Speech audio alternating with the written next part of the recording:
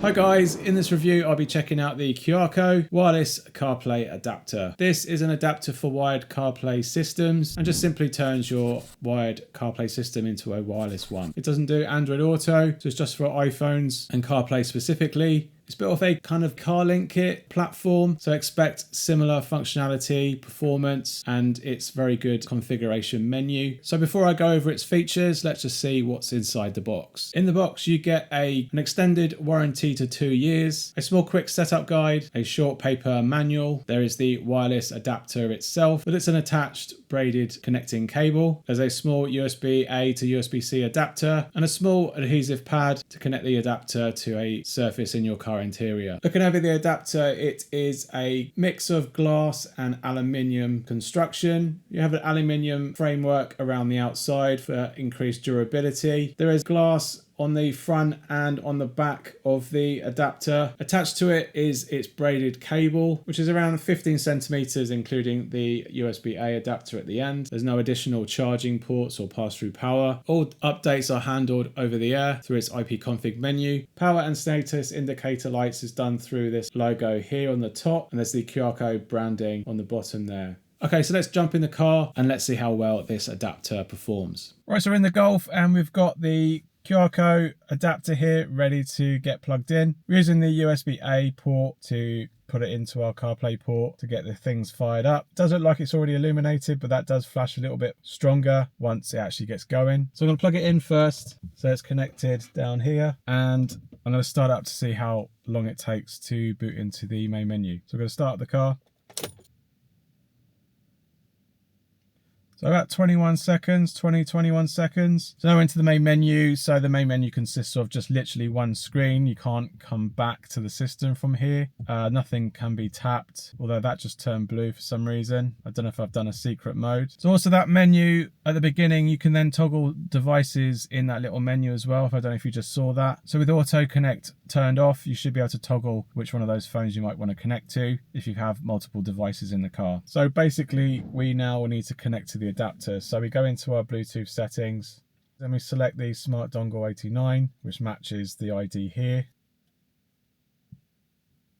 and we're into CarPlay. So we didn't get a CarPlay prompt at this point, which normally you kind of do, but that's fine. I'm happy with that. So we're into CarPlay now, and everything is not as fast as the fastest adapter that I've tried. But the quality is there. We've got our 10 icons, so it's doing the resolution right. It's not squashing the icons either.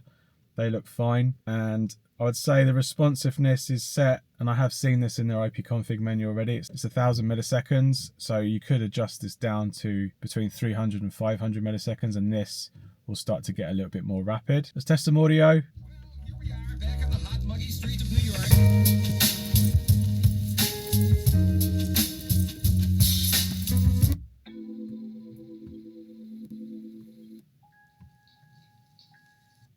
So around about 3-second delay in the navigation there. Wheel controls all work. We're going to go forward, we're going to go back. What's the weather like? It's currently cloudy and 9 degrees. So Siri works all fine using the wheel controls. Let's do an audio test. Hi, this is Anthony from CarPlayLife.com, and this is an audio test using the Cuarko Wireless Adapter, and this is an audio test. So that sounds good to me. Everything was all quite crisp when using the microphone from the car, which is quite good to see. We're going to now check out the cooling. Hello? Hello? Hello? Hello? Hello? Hello?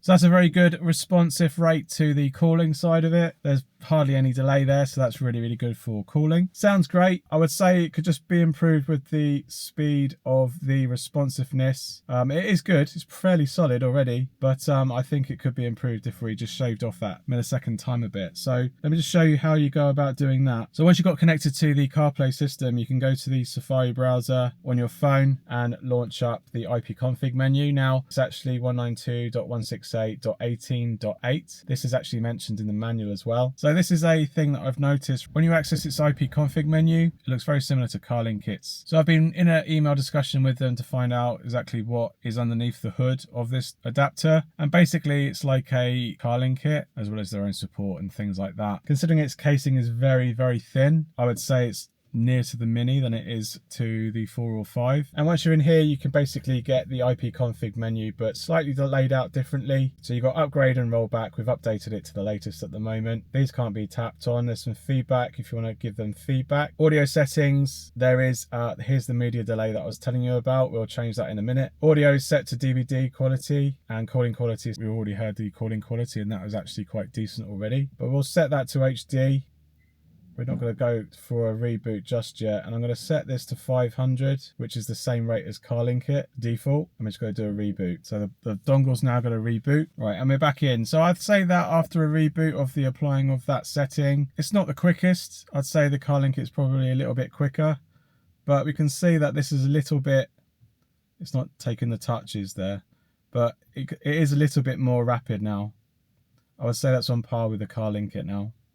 We can shave that down even more. If you're willing to risk it, you can go down to 300, but that might bring lots of audio glitches when you play back. Well, here we are, back on the hot, muggy streets of New York.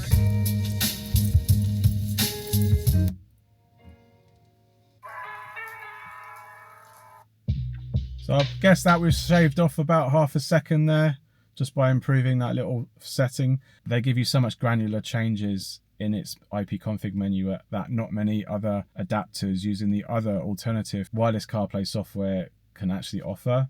They just do like audio quality and that's it. So going back to the config menu then, we've got video settings, which we've got no problems here really, but here's where you would tweak it if you're having compatibility issues with your display. So you've got things like auto refresh and auto display between norm, automatic and force. The frame rate is default at the moment, so that's not giving me a figure, but you could change the frame rate, which might help as well with the responsiveness. You can change the resolution to supported resolutions or give it a customized resolution, and you can also change the video bitrate, so you can actually up that and potentially improve the quality of the feed there as well. And then you've got other settings, which is basically auto connect. So if you have multiple devices, this will allow you potentially to repair with a different device. Sync mode, you can switch that on and off. Again, like the CarLinkit, this now offers the ability to have GPS pass-through. Default is switched on. Then you've got Wi-Fi band between 36, 40 and 44 and between 2.4 and 5 gigahertz. Obviously 5 gigahertz is going to give you much more better speed. You can have a start delay if you have a compatibility issue, and you can change the language. You can manage, which is basically telling it the devices that you're connected to. There's a factory one for testing. We're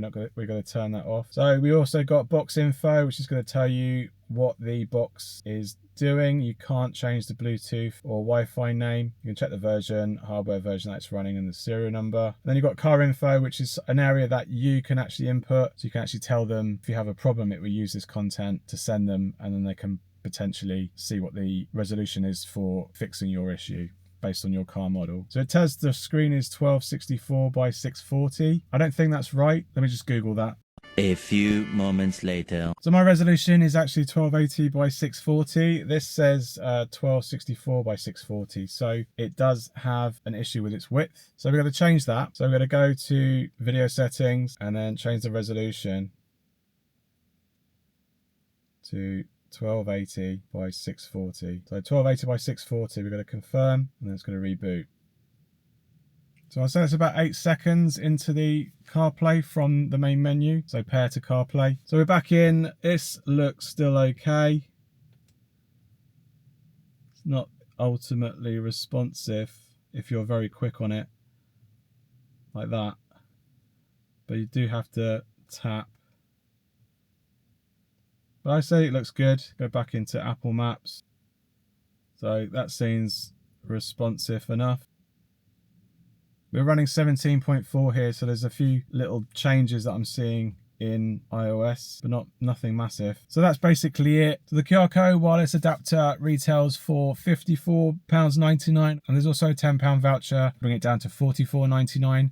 I'll put links down in the description below so you can learn more about this adapter, support the channel, and buy yourself one. You can get it from its own store, or you can actually find it online on Amazon. So you've got peace of mind with returns if you have any issues with that adapter from the very beginning. So some of the benefits over the CarLinkit Mini, for example, is that it has a glass screen. So not only is it aesthetically better looking, it's going to help with heat dissipation as well, because glass is going to dissipate the heat a lot more efficiently than plastic. It's surrounded with an aluminium frame, so that's going to help with durability, as well as if you were to drop it somewhere, it's going to help with that. It's not going to crack. The one downside I would say, its braided cable is permanently connected to the adapter.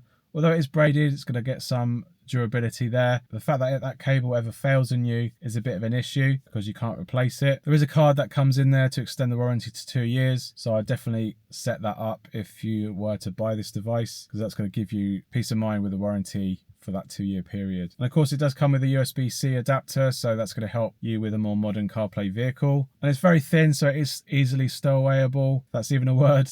You can put it anywhere into the cockpit because it's nice and thin. You can slide that down somewhere and it's not going to get in the way. It does come with an adhesive that you can stick that onto someplace. Again, prevent it from rolling around in the center console. So they have thought about that if that was to become an issue. And we've seen the latency and the way that we can actually interact with it and improve it, which is not very common with most other CarPlay adapters, especially in this price range. So overall, the performance is good. We've seen the cooling is good. We've seen the messaging has been fine. The dictation is fine. It uses the microphone from the system. It's got GPS pass-through, which is rare for any other adapter that isn't a CarLink kit. And the performance is not too bad as well, and it sounds great. Overall, a really good dongle. So versus its price and its performance and the features that it gives you, I think that's a very good contender as being one of the better wireless CarPlay adapters that are around at the moment. So I'm going to use this now in my Golf for a number of weeks now to see how well it performs, and if I get any issues, I'll put that down as a pinned comment, or I'll update the description with any updates. Alright, thanks for watching, and I hope you found this video helpful. Give us a thumbs up if it has, and let me know in the comments if you have any questions about the Cuarko Wireless CarPlay Adapter, and I'll do my best to answer them. Thanks for watching, and I'll see you on the next one. Cheers. Bye.